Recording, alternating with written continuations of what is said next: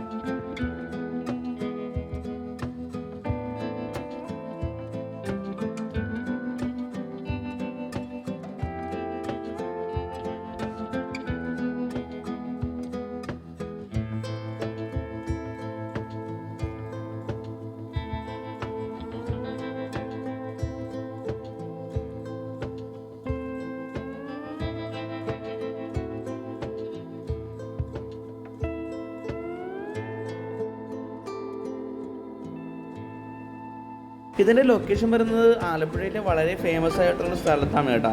ഈ സ്ഥലത്തിൻ്റെ പേരാണ് കൈനഗിരി. ആലപ്പുഴക്കാരായിക്കോട്ടെ, പുറത്തുനിന്ന് വരുന്നവരായിക്കോട്ടെ, ടൂറിസ്റ്റുകളായിക്കോട്ടെ, ആര് ബാക്ക് വാട്ടേഴ്സ് ചെയ്യാൻ വന്നാലും അവർ പോകുന്ന സ്ഥലങ്ങളാണ് ഈ കൈനഗിരി പഞ്ചായത്ത് എന്ന് പറയുന്നത്. അപ്പോൾ ഇവിടെയാണ് ഏറ്റവും കൂടുതൽ മനോഹരമായ വില്ലേജുകളും തോടുകളും കനാലുകളൊക്കെ ഉള്ളത്. അപ്പോൾ അവിടെ തന്നെയാണ് നമ്മുടെ ഗോപി സുന്ദർ അണ്ണൻ ഒരു ഐലൻഡ് റിസോർട്ട് സെറ്റ് ചെയ്തിരിക്കുന്നത്. അക്കാര്യത്തിൽ അണ്ണന് സമ്മതിച്ചേ പറ്റത്തുള്ളൂ കേട്ടോ. ഇവിടെ റോഡ് ട്രാൻസ്പോർട്ടേഷൻ ഒന്നുമില്ല, അവർ തന്നെ ബോട്ട് സർവീസ് പ്രൊവൈഡ് ചെയ്യുന്നുണ്ട്.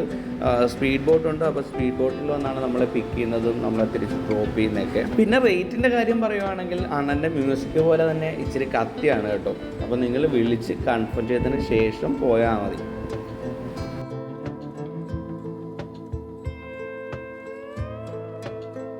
എൻ്റെ കൂടെ എൻ്റെ പുറകെ ഇരിക്കുന്നതാണ് കേട്ടോ നമ്മുടെ കല്യാണ ചെറുക്കൻ. അപ്പോൾ നിങ്ങളെല്ലാവരും കല്യാണ ചെറുക്കനെ ഒന്ന് വിഷ് ചെയ്തേക്കണം.